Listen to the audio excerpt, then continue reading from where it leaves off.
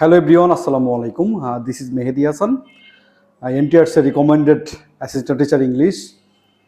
আজ আমি আপনাদের সামনে ক্লাস নিব টেন্সের ফিউচার টেন্সের উপর। আমি বিগত দুইটা ক্লাস নিয়েছি দুইটা পার্টে। প্রথম দিন নিয়েছিলাম প্রেজেন্ট টেন্সের উপর, আর গত ক্লাস ছিল পাস্ট টেন্সের উপর। আজকের যে টপিকটা সেটা হচ্ছে ফিউচার টেন্স। ফিউচার টেন্স মূলত চার প্রকার: সিম্পল ফিউচার বা ফিউচার ইনডিফিনিট টেন্স, দুই নম্বরটা ফিউচার কন্টিনিউয়াস টেন্স, তিন নম্বরটা ফিউচার পারফেক্ট টেন্স, চার নম্বরটা ফিউচার পারফেক্ট কন্টিনিউয়াস টেন্স। এটা আমরা সকলেই জানি। তো আমরা আজকে যে বিষয়টা আলোচনা করব সেটা হচ্ছে ফিউচার টেন্সের বাংলায় চেনার উপায় এবং স্ট্রাকচার অনুযায়ী উদাহরণসহ আমরা দেখব। এখন আমরা সিম্পল ফিউচার টেন্স অথবা ফিউচার ইনডিফিনিট টেন্সের বাংলার চেনার উপায়টা দেখব। সেটা হচ্ছে বাংলা বাক্যের শেষে করিব, করব, যাব ইত্যাদি, অর্থাৎ ব বে থাকবে।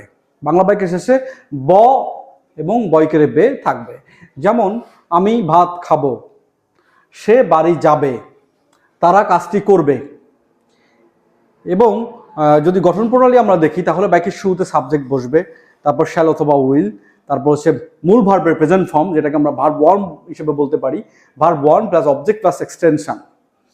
আমরা তিনটা বাক্য লিখবো। উপরে যে বাংলা তিনটা বাক্য লিখেছিলাম, এই বাক্যটাকে আমরা ইংলিশে ট্রান্সলেট করলে আমরা দেখবো আই শ্যাল ইট রাইস, আমি ভাত খাবো। এখানে আইটা হচ্ছে সাবজেক্ট, আর এই শ্যাল উইল এটাকে বলা হচ্ছে মোডাল অক্সিলারি ভার্ব হিসেবে আমরা গণ্য করতে পারি। এটাকে মোডাল বলতে পারি, modal auxiliary verb, MODAL, modal auxiliary verb. ঠিক আছে। আই শ্যাল ইট রাইস, আমি ভাত খাবো। হি উইল গো হোম, সে বাড়ি যাবে। They will do the work, তারা কাজটি করবে। এই হচ্ছে আমাদের অ্যাফার্মেটিভ সেন্টেন্স, ফিউচার ইনডিফিনিট টেন্সের অ্যাফার্মেটিভ সেন্টেন্সের স্ট্রাকচার। তো আমরা নেক্সট যেটা দেখবো সেটা হচ্ছে আমরা এটাকে নেগেটিভ ভাবে আমরা কিভাবে উপস্থাপন করব। নেগেটিভ যদি আমরা ধরি তাহলে সবকিছু ঠিক থাকবে, শুধুমাত্র এই শ্যাল উইল এরপরে নট যুক্ত হবে, এরপরে নট যুক্ত হবে এবং বাক্যগুলোর সাথে নট যুক্ত করলেই আমরা এটাকে আমরা নেগেটিভ করে ফেলতে পারবো। সব কিছুই সেম থাকবে, শুধুমাত্র নট যুক্ত করতে হবে। এই হচ্ছে আমাদের কাজ। তো আমরা এখন যেটা করবো সেটা হচ্ছে ইন্টারোগেটিভ করব।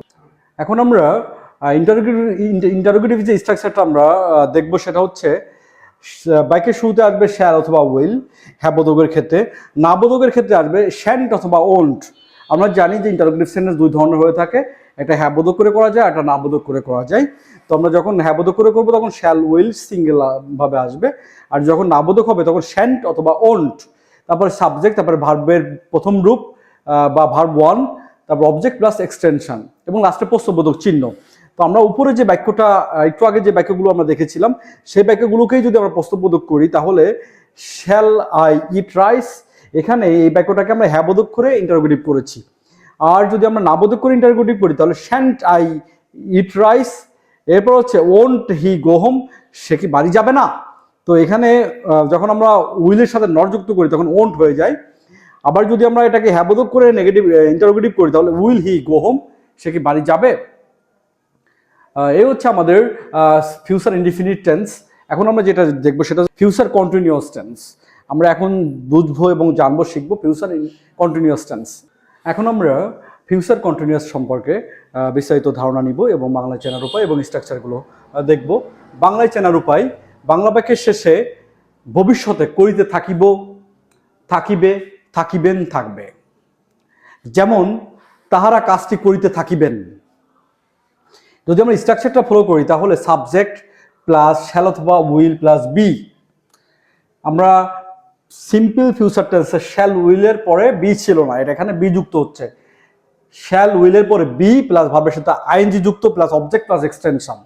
তো আমরা এখানে তিনটা বাক্য লিখবো, সেটা হচ্ছে they will be doing the work. এই উপরে যে বাক্যটা আমরা লিখেছিলাম বাংলায় তাহারা কাজটি করিতে থাকিবেন, এটা ইংলিশে ট্রান্সলেট করে দাঁড়াই they will be doing the work. তারপরে যে বাক্যটা আছে she will be singing a song, সে একটি গান গাইতে থাকিবে। দেখেন বাংলা বাক্যের শেষে থাকিবে, থাকিবেন এরকমই থাকছে। We shall be attending the classes বা ক্লাস, আমরা শ্রেণীতে উপস্থিত থাকিব বা উপস্থিত হতে থাকিব। তো এই হচ্ছে আমাদের তিনটা বাক্য। এটা হচ্ছে অ্যাফার্মেটিভ স্ট্রাকচার বলে। যখন আমরা এই বাক্যটাকে যখন আমরা নেগেটিভ স্ট্রাকচার করব, সেম বাক্যগুলোকেই নেগেটিভ স্ট্রাকচার যখন করব তখন আমাদের এই যে শ্যাল বি উইল বি এর সাথে একটা নট যুক্ত করতে হবে। সেক্ষেত্রে হবে shall not be, shall not be, will not be. ঠিক আছে, এটাকে আমরা সংক্ষেপে ওন্ট, শ্যান্ট এগুলোও দিতে পারি। তো আমরা নেক্সট যেটা জানবো সেটা হচ্ছে এই বাক্যটাকে আমরা কিভাবে ইন্টারোগেটিভ স্ট্রাকচারে রূপান্তর করবো। এখানে আমরা ইন্টারোগেটিভ স্ট্রাকচারে ফিউচার কন্টিনিউয়াস টেন্সের ইন্টারোগেটিভ স্ট্রাকচারে যেটা দেখবো সেটা হচ্ছে শ্যাল অথবা উইল। হ্যাবোধক বাক্যটি যদি হ্যাবোধক করে করি তখন, আর বাক্যটি যখন না বোধক করে করবো তখন শ্যান্ট অথবা won't plus subject plus be plus ভার্বের সাথে ING plus object plus extension, লাস্টে প্রশ্নবোধক চিহ্ন অবশ্যই দিতে হবে। তারপর হচ্ছে আমরা একটা বাক্য লিখবো, won't they be doing the work, তারা কি কাজটি করিতে থাকিবে না। বাক্যটির অর্থটা এরকম হবে, যেহেতু কন্টিনিউয়াস টেন্স আমাদেরকে বি আনতে হবে এবং ভার্বের সাথে আইএনজি যুক্ত করতে হবে। এটাই হচ্ছে ফিউচার কন্টিনিউয়াস টেন্স। আমরা নেক্সট যেটা জানবো সেটা হচ্ছে ফিউচার পারফেক্ট টেন্স। আমরা এই পর্বে আমরা আলোচনা করব ফিউচার পারফেক্ট টেন্স। তো ফিউচার পারফেক্ট টেন্সকে আমরা প্রথমে বাংলায় চেনার উপায়টা আমরা দেখব। বাংলা বাক্যের শেষে করিয়া থাকিবে, থাকিবেন, থাকিব ইত্যাদি উল্লেখ থাকবে। যেমন আমি খুলনায় গিয়ে থাকিব। এখন স্ট্রাকচার অনুযায়ী যদি আমরা করি তাহলে সাবজেক্ট আসবে প্রথমে, তারপর শ্যাল অথবা উইল প্লাস হ্যাভ প্লাস ভার্বের তৃতীয় রূপ প্লাস অবজেক্ট প্লাস এক্সটেনশন। আমরা জানি যে সব ধরনের পারফেক্ট টেন্স হলেই আমরা হ্যাভ, হ্যাজ, হ্যাড এই ধরনের তিনটা অপশন থাকে এবং তারপরে সবসময়ের জন্য ভার্বের তৃতীয় রূপ বসে। এখানেও দেখেন শ্যাল এবং উইলের পরে হ্যাভ বসেছে এবং হ্যাভ, হ্যাজ, হ্যাড এই তিনটার পরে সবসময়ের জন্য ভার্বের তৃতীয় রূপ বসে। তো সেই হিসেবে আমাদের এখানেও ভার্বের তৃতীয় রূপ এসেছে। তো আমরা এই স্ট্রাকচার অনুযায়ী তিনটা বাক্য আমরা এখানে লিখেছি। I shall have gone to Khulna. এখানে আমরা যে বাংলা বাক্যটা লিখেছিলাম এটাকে ট্রান্সলেট করলে দাঁড়াই I shall have gone to Khulna, আমি খুলনা গিয়ে থাকিব। তারপর আরেকটা বাক্য যদি আমরা লিখি সেটা হচ্ছে he will have done the work, সে কাজটি করিয়া থাকিবে। তো এই বাক্যটাকেই যখন আমরা নেগেটিভ স্ট্রাকচারে আমরা রূপান্তর করব তখন আমরা নেগেটিভ যদি আমরা করি তাহলে আপনারা লক্ষ্য করেন যে এই যে শ্যাল এবং উইল এরপরে নট যুক্ত করতে হবে। Shall, will, shall not have, will not have. ঠিক আছে, তাহলে এখানে আমরা নট দিব, এখানে আমরা নট দিব, জাস্ট আমাদের নেগেটিভ হয়ে গেল। তো এই বাক্যগুলোকেই আমরা যখন ইন্টারোগেটিভ স্ট্রাকচারে রূপান্তর করব তখন শ্যাল অথবা উইল, শ্যান্ট অথবা ওন্ট। এখন শ্যাল এবং উইল বসবে যখন বাক্যটি হ্যাঁ বোধক করবো তখন শ্যাল উইল, আর যখন বাক্যটি না বোধক করে ইন্টারোগেটিভ করবো তখন হচ্ছে আমরা শ্যান্ট অথবা ওন্ট। তাহলে তারপরে আসবে হচ্ছে subject plus have plus verb three plus object plus extension এবং লাস্টে প্রশ্নবোধক চিহ্ন। আমরা জানি যে সব ধরনের ইন্টারোগেটিভ সেন্টেন্সে লাস্টে প্রশ্নবোধক বাক্য, প্রশ্নবোধক চিহ্ন হয়ে থাকে। তো shall I have gone to Khulna, won't he have done the work. এই হচ্ছে আমাদের ফিউচার পারফেক্ট টেন্স। আমাদের লাস্ট যেটা থাকবে সেটা হচ্ছে ফিউচার পারফেক্ট কন্টিনিউয়াস টেন্স। এখনই আমরা সেটা আলোচনা করব। এই মুহূর্তে লাস্ট ওয়ান যেটা ছিল ফিউচার পারফেক্ট কন্টিনিউয়াস টেন্স, বাংলায় চেনার উপায়। বাংলা বাক্যের শেষে ভবিষ্যতে কোনো কাজ কোনো সময় যাবত চলিতে থাকিবে, থাকিব, থাকিবেন ইত্যাদি বোঝাবে এবং বাক্যটির গঠন প্রণালী বা স্ট্রাকচারটা হবে সাবজেক্ট প্লাস শ্যাল অথবা will plus have been plus ভার্বের সাথে ING plus object plus for অথবা সিন্স প্লাস টাইম। তো এখানে I shall have been doing the work for 2 days, for 2 days। এখানে আপনার একটা সময় আমরা উল্লেখ করিলাম। তারপরে হি will have been singing a song for 10 minutes। তো এখানেই যে একটা সময় উল্লেখ রয়েছে এবং ভবিষ্যতে কোনো কাজ করিতে থাকবে, কোনো সময় ধরে চলিতে থাকিবে। এবং এই বাক্যটাকে যদি আমরা নেগেটিভ করি তাহলে আমাদের জাস্ট এই অক্সিলারি ভার্বের সাথে নট যুক্ত করতে হবে। শ্যাল এবং উইলের পরে নট যুক্ত করলে বাকি অংশটা লিখে দিলেই আমাদের নেগেটিভ হয়ে যাবে। একইভাবে নেগেটিভ, ঠিক আছে, নট, জাস্ট নট অ্যাড করতে হবে। এখন ইন্টারোগেটিভ যখন করব আমরা তখন এই যে শ্যাল এবং উইলটা ছিল এটা বাক্যের শুরুতে আসবে।